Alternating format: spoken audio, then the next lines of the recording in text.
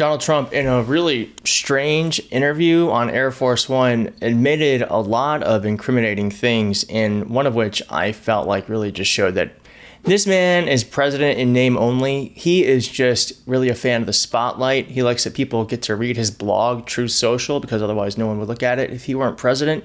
And he likes the pomp and circumstance. He likes that people think that he sees himself as a king because he wants to be king. What he doesn't want to do is actually govern. And that's what these clips I'm about to show you show. Now, this first one here, Donald Trump said he was going to make America great again by bringing back manufacturing, lowering prices, making it safer. He's done none of those things. And now here's what he's saying about how he's going to bring the price of beef down. With soybeans and on Argentina, you're looking to do that deal with Argentina, the bail swap. So, Beef? are we expecting a beef deal? I assume you're talking about beef, yeah. No, to get beef prices down. The only price we have that's high is beef, and we'll get that down. And one of the things we're thinking about doing is beef from Argentina. But my question is, what do you... Really great stuff there. I mean, Donald Trump saying that no other prices are down. You let me know in the comments if beef is the only thing with high prices right now that you regularly purchase, or are prices higher anywhere else in something that you typically get once a week or maybe every couple times a month or once a month. You let me know in the comments. Now, Gavin Newsom said here, make America great again equals import the beef. That's how far we've fallen here. And Donald Trump also was asked about funding that he has terminated for New York City. Mr. President, sticking with New York City, you've talked about the Hudson River Tunnel, the infrastructure project. You said that the funding has been terminated, but, folks in New York have said that it's not terminated. So where does that stand? Well, as of now, it's terminated, and that's up to me. And as of now, it's terminated, and it's terminated because the Democrats are so foolish what they've done to the country. I mean, we have the hottest country in the world. There's no country even close, and they just want to do this. There's nothing for them to do. All they have to do is just say, let everything continue. And I will say a lot of I don't think Democrats should let everything continue. I do not agree with the fight that it should be just about healthcare. I think it should be broader. I think it should really be about the fact that ICE is terrorizing our cities and the military is invading our cities. That's what I think the fight should be about, and perhaps about the Epstein files. Regardless, the fact that Donald Trump is withholding funding, someone very smartly said here, wow, it's like he's wearing a crown while pooping on an American city. Because of the AI video that he posted on his blog, Truth Social. Yeah.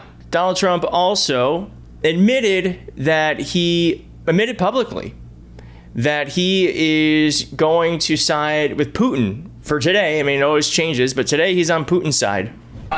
Friday, you said you had a cordial meeting with President Zelensky.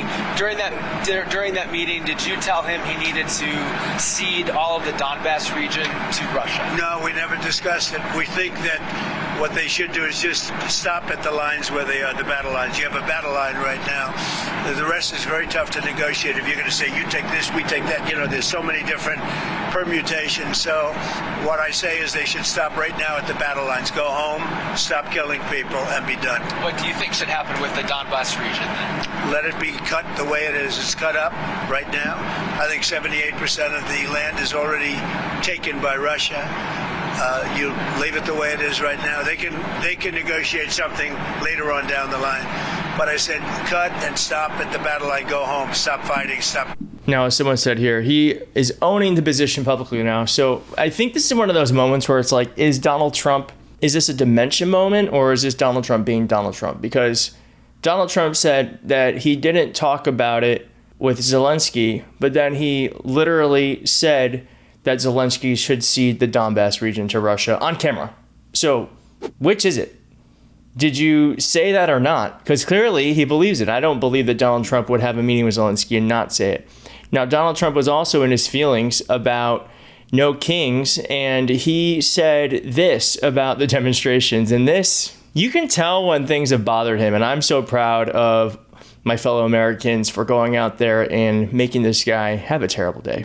What is your response to the protests? Who are you with? I'm with the AP. With AP? What's your response to the protests over the weekend, the No Kings protests this Saturday? I think it's a joke. I looked at the people. They're not representative of this country. And I looked at all the brand new signs paid for. Real quick, are you representative of the country? Are you? I am. I feel like everyone I saw there is. You let me know in the comments. Guess who was paid for by Soros and other radical left lunatics? It looks like it was. We're checking it out. The demonstrations were very small, very ineffective, and the people were whacked out. When you look at those people, those are not representative of the people of our country. Small demonstrations, the largest demonstration in American history. So eat it. And then here, this is, I think, a very telling, the most telling clip out of all of it was that Donald Trump, first look at this guy around, Trump, beef prices will come down. Yeah, because we're going to import it from Argentina. You ready for Argentinian beef? All right, now Donald Trump was made aware from a reporter that Israel broke the peace agreement, the ceasefire. Do you feel that Israel was justified with striking when it did? Striking where? In Gaza, today and overnight. I'd have to get back to you on that. I'd have to get back. What is the next step? Because we're going to be determined. You know, all of that's is under consideration right now. It's under review. That is his bullshitting. That is bullshitting. I feel like the reporter should have pushed back. I'd have to get back to you on that. What do you mean? You're the president of the United States. That's the first time he clearly heard about it.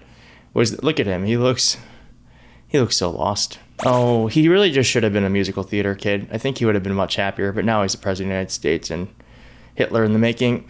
And then here is Donald Trump. He's been saying this a few times, so I think he is going to do it. And Donald Trump has repeatedly said, he said on Fox, he's saying it here in Air Force One, he said it repeatedly, that the president is well within its right to use the Insurrection Act. And he says here, like 50% of the presidents have used it.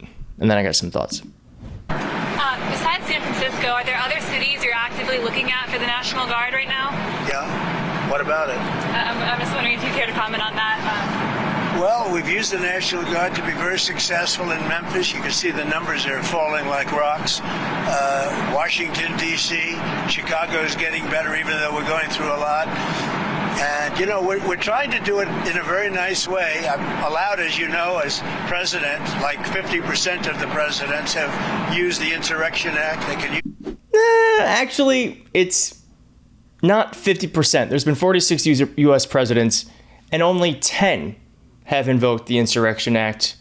And here's just a sample of the reasons why. Thomas Jefferson, he used it to suppress the Burr conspiracy and attempted secession plot in Western Territory. Seems like a good reason to use it. Abraham Lincoln invoked it at the start of the Civil War to combat Confederate rebellion. Seems like a good reason to use it. Ulysses S. Grant, he used it to fight the Ku Klux Klan violence in South Carolina under the Enforcement Acts. Sounds right to me. Dwight D. Eisenhower deployed federal troops to enforce school desegregation in Little Rock, Arkansas. So he didn't even invoke the Insurrection Act, but he still deployed federal troops to enforce school desegregation, which to me, if you're going to use troops, it better be for good reasons like that. A little short of 50%. 4 times presidents have called on national troops or have invoked the Insurrection Act. Use that, and everybody agrees you're allowed to use that, and there's no more court cases, there's no more anything. We're trying to do it in a nicer manner, but we can always use the Insurrection Act if we want. I mean, you take a look in the past, one in particular president used it 28 times during the course of a presidency. So we're allowed to do that. We thought we could do it in a very nice way. All we want to do is have safe cities. We're not looking for anything that would be spectacular other than crime-free becomes spectacular. We want to have great crime-free cities. So I'd be allowed to use, if I wanted, the Insurrection Act, and then all of this nonsense would go away. You have the absolute right. It's the strongest power a president has, and you have the absolute right to do it. We wanted to go this route, but we get sued every time you look at somebody. You look at somebody the wrong way, and you end up getting sued. We just want no crime. We want to have crime-free cities. That's not a big, I mean, it's pretty common sense, I think, but that's all I want is crime-free cities. I campaigned on it. It's become, I think, even more successful than we thought because of the tremendous. So Donald Trump is admitting that he doesn't know what's going on in the world. He barely knows what's going on at home. I wonder if he knows what's going on in his own head. And that is honestly scary, because that means folks like Stephen Miller and Kristi Noem are actually the ones in control. And what's happening too is that it's actually just hurting all of us, because Donald Trump is creating not only chaos in the streets, but he really is creating an economy that is hurting most people. And eventually, I hope people are going to realize that the only one causing it is him. And when they do find out, let's be here waiting for them. All right, well, thanks for watching. If you like this video, please hit like. If you're not subscribed, please consider subscribing, and I'll see you next time.